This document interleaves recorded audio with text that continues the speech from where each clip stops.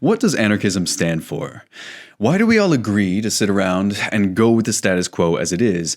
And when is political violence justified? That's right, we are today covering the first three essays in this book, Emma Goldman's Anarchism and Other Essays. Welcome to Champagne Anarchism.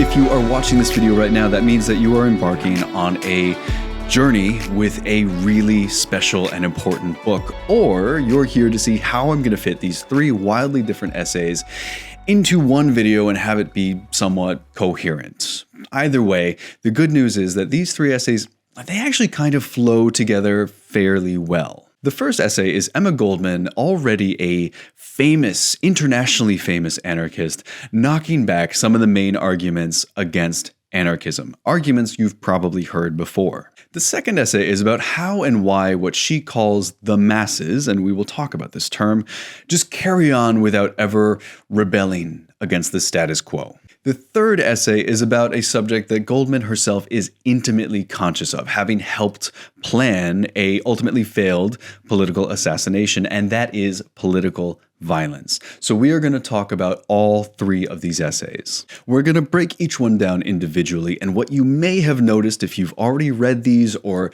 if you've read some of these and you're looking at this video now before you finish the rest, what you may have noticed is that they are packed with interesting information, tidbits, things that may lead you off on different tangents, and we are going to follow some, but not all, of those relevant tangents today. We're going to update this stuff where we can. Again, this is from a long time ago, so we're going to see how this is relevant to our current situation, and we're just going to generally talk through all of this. So let's start with the first essay.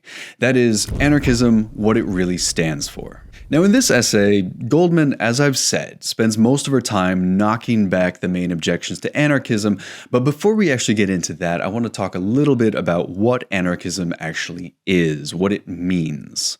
Goldman herself in this essay defines anarchism as an ideology that holds that all forms of government are based on violence. That is a tremendous definition and really important for our understanding, but let's expand that a little bit. There are, of course, almost as many versions of anarchism as there are anarchists. It's actually one of the main strengths of it as an ideology, I think. But there are two things that are kind of common to all of these different threads of anarchism, and that is, first, that there's an innate assumption that people inherently are cooperative, that they seek cooperation among human beings, that we are social creatures at heart. And along with that is this very powerful idea that if that is true, then we're not inherently greedy or violent or hateful at all. We are turned greedy and violent and hateful by our circumstance. And if you can change the circumstance, people will respond differently. The second major tenet of anarchist thought is that power corrupts, and we are talking all forms of power. Now, the idea that power corrupts, that may seem pretty obvious, and it's obvious enough to be a major saying, everybody knows this, but anarchists take this idea to its logical conclusion. That is, if power is the thing that is corrupting us, corroding us, making us evil, hateful, and violent, then we should seek to eliminate forms of power. That is to say, we should seek to collapse hierarchies. Anarchism is therefore sort of the ultimate egalitarian philosophy. Anything that puts one person above another is inherently suspect and should be destroyed. And that, we're talking about everything. We're talking about prisons, we're talking about police, we are talking about politics, all of it. And that's where Goldman comes in. She's saying that the individual and society must recognize each other's value while historically they've been put at odds. This is a process, by the way, this putting the individual against society. Politicians like Margaret Thatcher claimed that there is no such thing as society. Nowadays, we would call this process atomization or individualization or maybe even dehumanization. We are individualized, we are segmented out from our society through very direct means and means that you will notice. Our places of coming together and our local connected, community-dependent places are being replaced by Walmarts. Our public spaces are privatized. Our shared public schools are defunded. Our lives become smaller, closer, more individual. That all might be so that we will find comfort in other things that can be purchased. And meanwhile, while all of this is going on, the only people that are benefiting are the people at the top of the hierarchy, the rich, the powerful. All of this benefit is rolling straight up to them. Poor America, says Emma Goldman. Of what avail is all her wealth if individuals comprising the nation are wretchedly poor, if they live in squalor, in filth, in crime, with hope and joy gone, a homeless, soilless army of human prey. As you go through this book, you will see what a brilliant writer Goldman is. And in this same section, she quotes the English novelist Ouida as saying, "The highest attainment of the state is the reduction of mankind to clockwork," which is a really powerful idea. And that ties into this very modern day process of individualization, of atomization, of isolating people and turning our communities effectively to little more than online Facebook-based communities. Now, back in the 1800s and early 1900s, this looked completely different, but ultimately, it's a very similar experience. So then, what are the objections that Emma Goldman is kicking back? Well, there are two big ones that she's concerned with here. First, it's that anarchism is impractical, and second, it's that anarchism is violent. And if you already consider yourself an anarchist, I can guarantee that you've heard both of these before. On the practicality of anarchism, this is quite clever. Goldman quotes Oscar Wilde, the Irish poet, who says that a practical scheme is either a scheme that is already in existence or a scheme that could be carried out under existing conditions. But, says Goldman, it's exactly the existing conditions that one objects to, and any scheme that could accept these conditions is wrong and foolish. This is clever because it turns it all on its head. Goldman isn't interested in practicality at all. What's practical, what we understand to be practical, is only what's allowed by those in power. And Goldman, at the end of the day, is not interested in playing their game. Then we should talk about violence. This is almost definitely something that you've heard or even thought before. It's something that's kind of ingrained in the public consciousness, anarchism and the connection to violence, and that is for a very good reason. Anarchism is seen by most people as violence, bombs, assassinations, panic in the streets, and for one thing, there were violent anarchists, absolutely. This is particularly the case at the end of the 1800s and in the early 1900s when Goldman was writing. Anarchism was more of a movement back then, and it was pushing back against incredibly powerful governments that ended up cracking down brutally, and fascists, both rising up and already in place across the world. So the reaction against the oppression was a sharp one. But the other part of this is a concerted PR push to connect the anarchist movement to the violence of those individuals. Governments around the world made a strong and successful effort to define anarchism as violent so that it could be legislated. And we see this in the United States, actually, with the Immigration Act of 1918, which makes it lawful to deport foreign-born anarchists on American soil. They were, through this means, able to blame the problems of the world on anarchists, socialists, communists, anyone on the left, and that was an incredibly powerful position to be in, an incredibly potent power to have. Leftists could be painted as the opponents of law and order, and that was extremely effective. So Goldman needs to push back against this, and what she says is very interesting.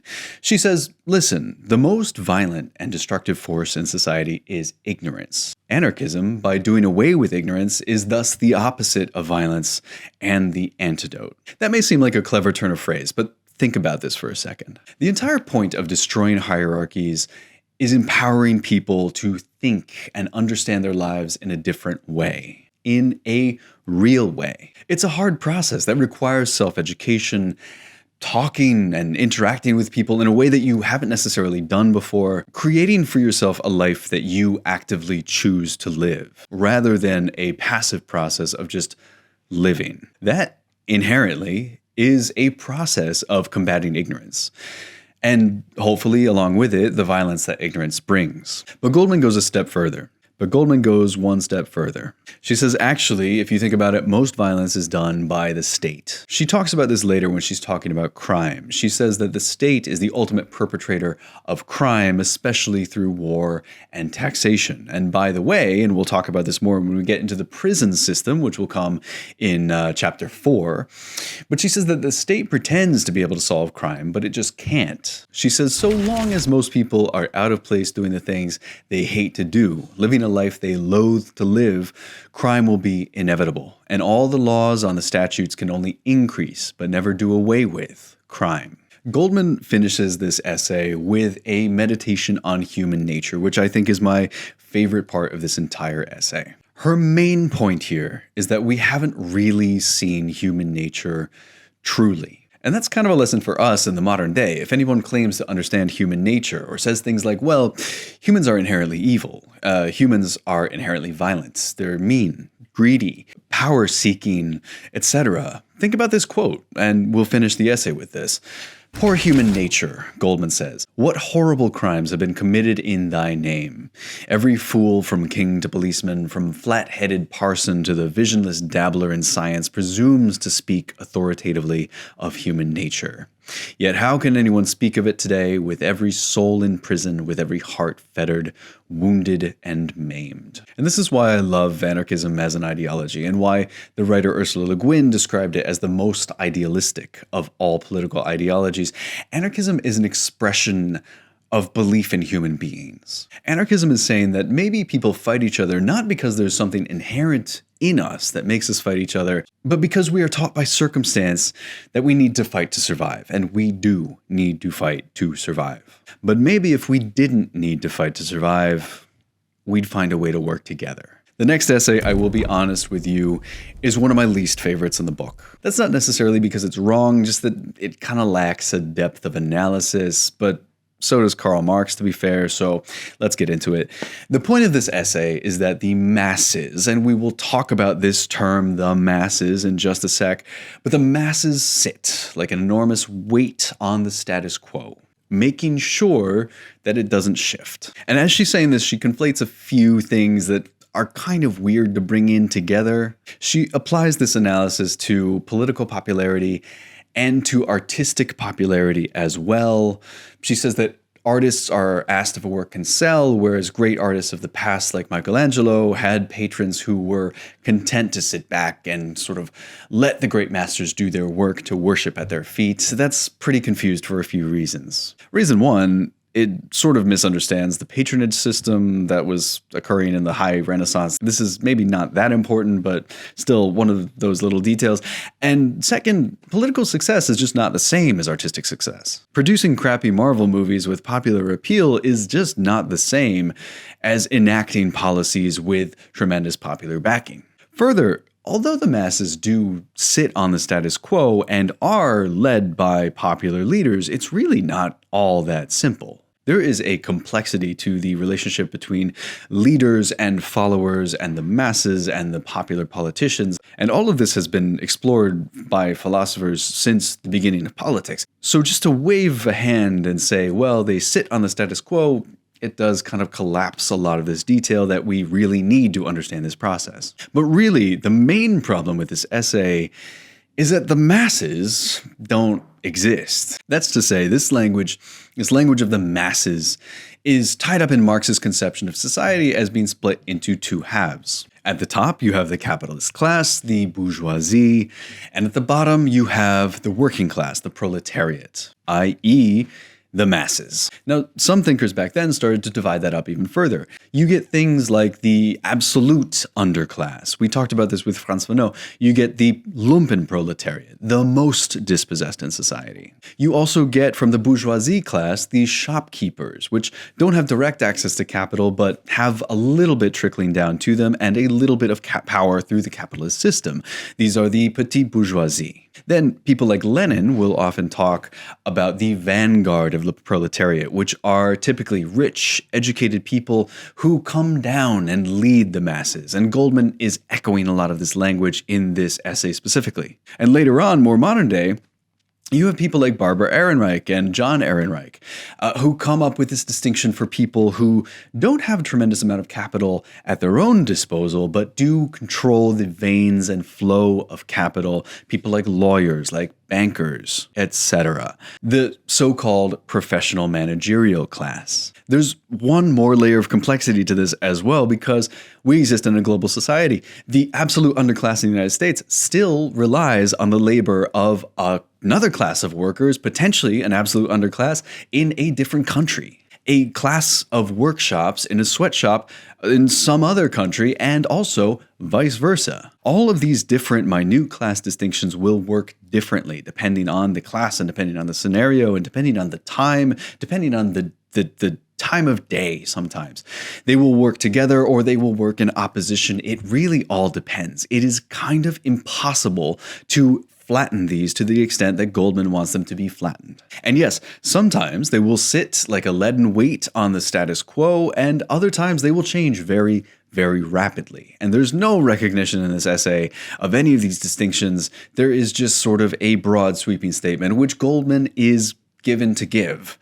However, it doesn't quite work in this essay, in my opinion. The most charitable way to read this essay, I think, is to read it as a sort of simple argument for defying consensus. Goldman talks, for example, at several points in this book about John Brown. He was an American abolitionist who died for his cause in Virginia. He was fighting to free slaves and died for it at a time when the vast majority of his country believed that he was insane. And so when Goldman talks about a leader breaking from the mass, breaking from the status quo, breaking from consensus, she's thinking about somebody like John Brown. Goldman is also writing, we should recognize, in the shadow of the American transcendentalist and philosopher Ralph Waldo Emerson. Emerson at the time had these extremely influential arguments about self-reliance and individuality, which were hugely influential. And as you read this essay, you can charitably see this as a reflection of those kind of Emersonian ideals of breaking away from the masses. And Goldman says that the masses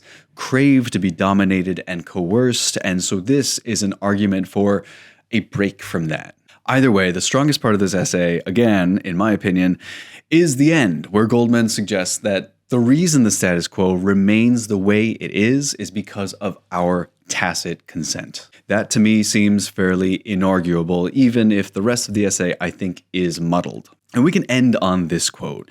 She says, "Yet how long would authority and private property exist if not for the willingness of the mass to become soldiers, policemen, jailers, and hangmen?" The last essay here is one that Goldman was incredibly qualified to write. You may have seen in the introduction video already where we talk about Henry Clay Frick and his attempted assassination, how Goldman herself helped plan this with Alexander Berkman.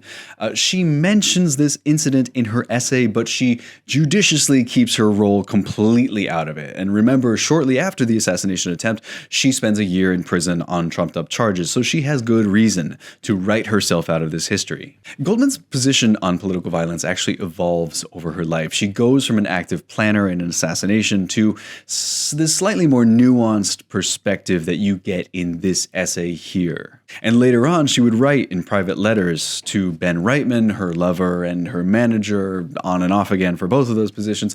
But she defends this position that she lays out in this. So it does seem like she really held to this position, which is that basically, nobody wants anybody to die. Nobody wants to kill anybody. However, in a society like the one that we live in, violence is often just the violent recoil from violence. That is to say that when you live under a system of violent oppression, violence to break that system is a natural reaction. And by the way, an earlier book, in fact, the first book that we did in this reading series was Frantz Fanon's The Wretched of the Earth, which I've referenced before. And that was all about this, that if you wanted to break the French domination of Algeria, violence was a tool and could humanize individuals. That was an important argument that comes from Fanon. And Fanon was writing in the 1960s. Goldman's writing in 1910. You see echoes of these thoughts across history. It's really, really cool. And in this essay, there's a lot of history packed in here as well. She mentions Lazarus Averbach, who tried to kill the Chicago police chief 2 days before Goldman herself arrived to give a lecture. She also mentions Leon Czolgosz, the worker who succeeded in killing President William McKinley. That's in 1901. And Czolgosz had previously attended an Emma Goldman lecture, and Goldman in this essay is defending them both. She says, the question of the intelligent social student is not whether the acts of Czolgosz or Averbach were practical, any more than whether the thunderstorm is practical. The thing that will inevitably impress itself on the thinking and feeling man and woman is that the sight of brutal clubbing of innocent victims in a so-called free republic and the degrading, soul-destroying economic struggle furnish the spark that kindles the dynamic force in the overwrought, outraged souls of men like Czolgosz or Averbach. No amount of persecution, of hounding, of repression can stay this social phenomenon. And she also quotes at length from Auguste Vaillant, who bombed the French Chamber of Deputies in Paris and gave a truly badass speech in court afterwards. It's worth reading in full, but here's just a bit. He says, quote, I conclude, gentlemen, by saying that a society in which one sees such social inequalities as we have seen all around us, in which we have seen everyday suicides caused by poverty, prostitution flaring at every street corner, a society whose principal monuments are barracks and prisons, such a society must be transformed as soon as possible, on pain of being eliminated. At time of recording, by the way, we have a modern example of this. I'm doing this video in early 2025, and we're still grappling with the shooting of the CEO of United Healthcare in New York. It's a case that has actually a lot in common with what Goldman is describing, although not exactly the bomb-in-the-pocket violence of those early 20th century anarchists. And Goldman is very clear-eyed about this phenomenon. She says that nobody wants violence, least of all anarchists. She says that anarchists agree with Tolstoy that human life is above any commodity. However, she also says that political violence may be necessary, and even sometimes our duty. She pulls this quote from some American ancestor. That's what she says. This is probably, by the way, Benjamin Franklin, although some historians disagree. The quote is that resistance to tyranny is obedience to God, which is a quote, by the way, that I love. And she adds to this, as long as tyranny exists in whatever form, man's deepest aspiration must resist it as inevitably as man must breathe. And that is a perfect place to end this video.